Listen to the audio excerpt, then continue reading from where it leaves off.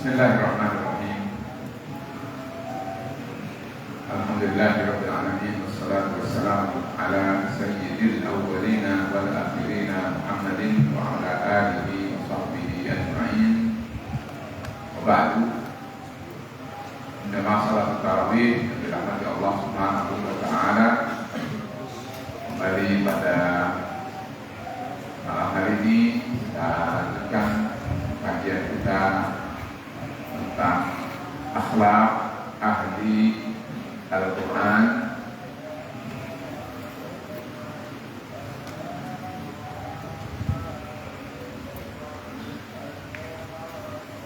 Dan malam hari ini kita masuk pada halaman ke-44. Kita lanjutkan insyaallah ta'ala sampai dengan halaman 46. Ada dua hadis atau satu hadis dan satu asar.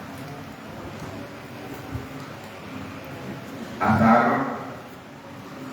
beliau ambil dari apa yang berasal dari Abdullah bin Abbas radhiyallahu anhu,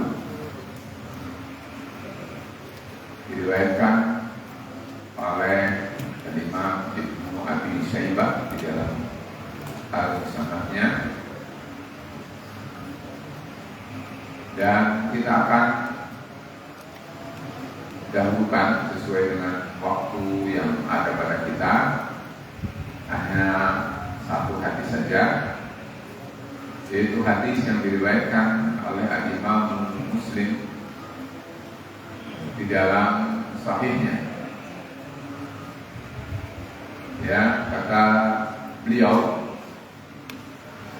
hadis ini dinukil tidak sempurna, tetapi seperenam ya, atau sepertujuh daripada hadis yang utuh. Nanti mungkin saya akan sampaikan. Jadi ini adalah bagian yang ke-6. Ada 6 bagian yang oleh beliau tidak dinukil utuh, mungkin agar meringkas. Kata beliau, dan mungkin langsung bacakan, majtama'a qaumun fi baitin min buyutillahi azza wa jalla yatluna kitaballahi wa yatadarasunahu bainahum illa nazalat alaihim sakinatu wa ghasyiyatuhumur rahmatu wa haffat bihimul malaikatu wa dzakarahumullahu fi man indahu. Kalau kita artikan, kata beliau alaihi salatu wassalam, majtama'a qaumun fi baitin min buyutillah, tidaklah suatu kaum, lebih banyakkan ya, ijtama'a berkumpul, kaum berkumpul. Oleh beliau di dalam kitab ini disebut al-ijtima'. Lalu kata beliau fi baitin min buyutillah, di salah satu rumah Allah. Dan oleh beliau disebutkan yang dimaksud dengan buyutullah, baitullah adalah al-masjid. Makanya judulnya fadlul ijtima'i fil masjidi lidarsil Quran, keutamaan berkumpul di dalam masjid untuk mempelajari Al-Quran. Nah, kata beliau, sabda Rasulullah, apabila suatu kaum berkumpul di majlis, yang majlis itu di dalam masjid Allah, untuk apa berkumpul? Kata Rasulullah, yatluna kitab Allah, membaca. Ya, kalau kembali kepada teks yang pernah waktu itu saya sampaikan, 13 atau 15 teks, maka ini teks yang singkatan dari tilawah. Kalau kemarin kita sudah lalui ta'lim, kemudian ta'allum. Sekarang tilawah. Berikutnya adalah wa yatadarasunahu bainahum. Tadarasa yatadarasu tadarusan. Nah, kembali barangkali sudah familiar ya, karena kita istilah namanya tadarus. Ya.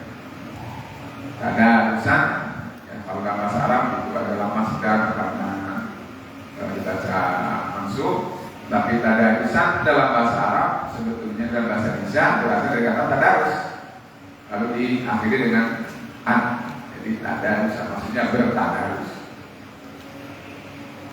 Di antara mereka, tadarus itu adalah berasal dari kata dars itu adalah belajar, daris artinya pelajar, tadarasa adalah saling belajar.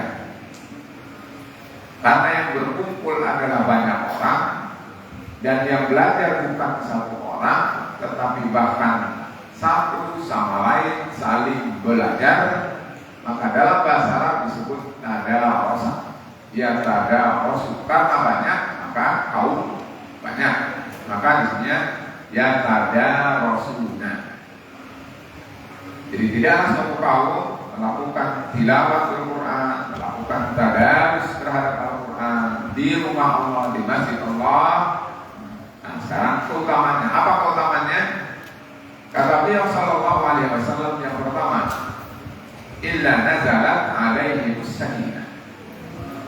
Turun alaihim kepada mereka as-sakinah. As-sakinah itu adalah ketentraman jiwa. Jiwa orang yang mempelajari dan membaca Al-Quran itu akan tenang. Nah, itu perlu dicari. Kenapa? Sudah belum kita merasakan jika kita kumpul di masjid mempelajari Al-Quran tertak jiwa kita? Kalau belum, nanti ada resep yang belum utuh diserap oleh kita. Kedua adalah wawasiyat umur rahmah. Wasiat artinya adalah diselimuti. Ar-rahmah oleh rahmat. Rahmat artinya adalah kasih sayang Allah. Kasih sayang Allah, rahmat Allah menyelimuti mereka. Subhanallah.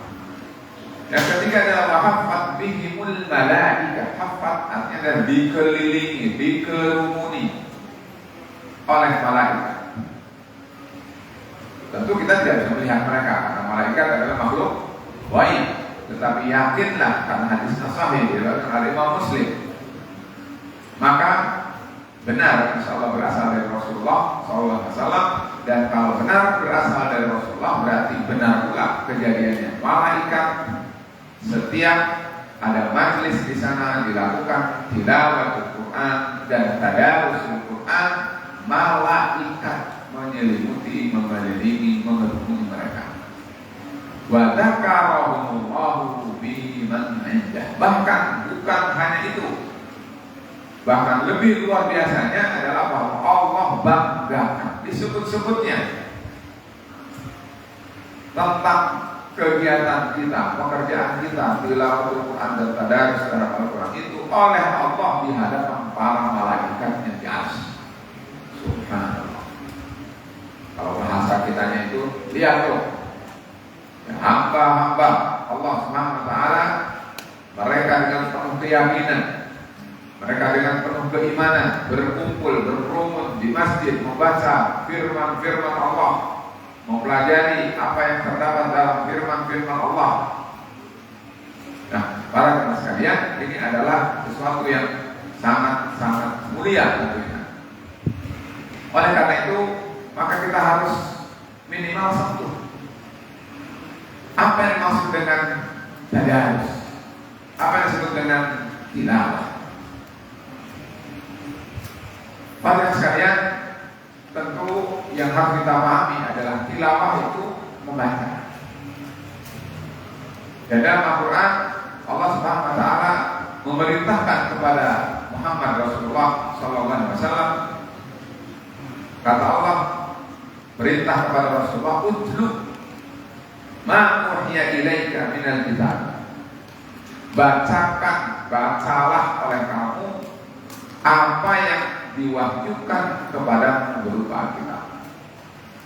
Oleh karena itu, tilawatul Quran sebenarnya adalah di satu sisi menjadi misi Rasulullah Sallallahu Alaihi Wasallam, tugas dan tanggung jawab Rasulullah adalah membacakan firman Allah kepada umatnya, kepada kita.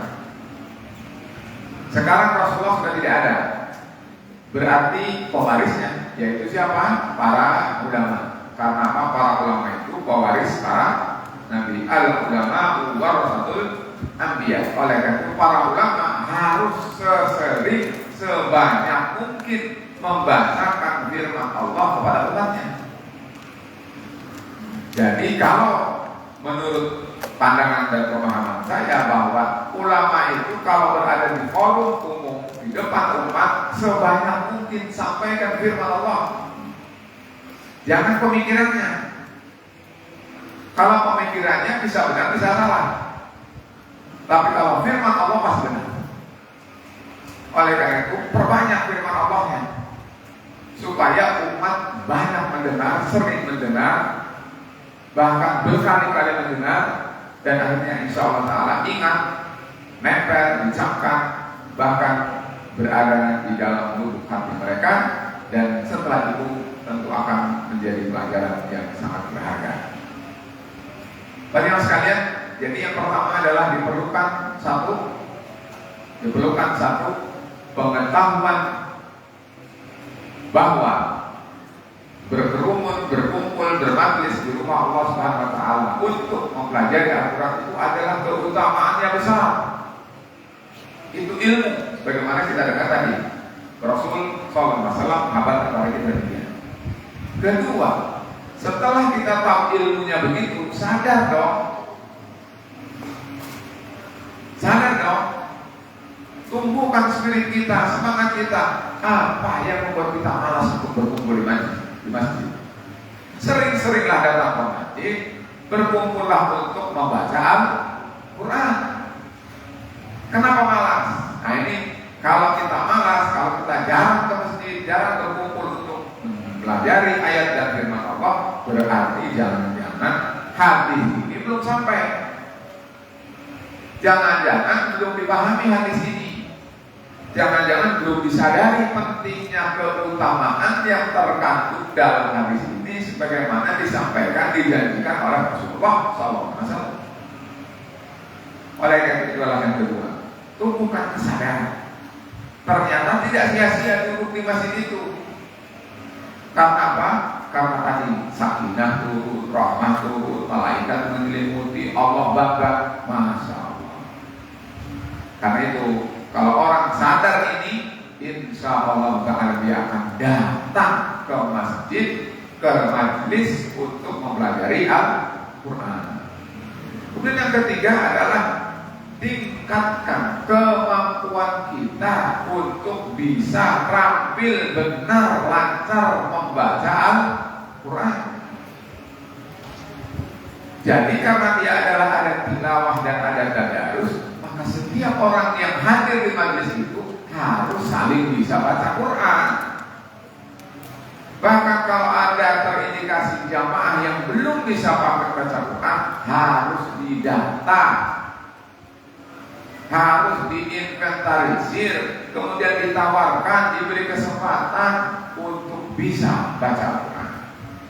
Sehingga sekeliling masjid atau sekeliling rumah Allah itu tidak ada orang yang buta ataupun tidak lancar, tidak baca, tidak mampu atau malu membaca Al-Quran.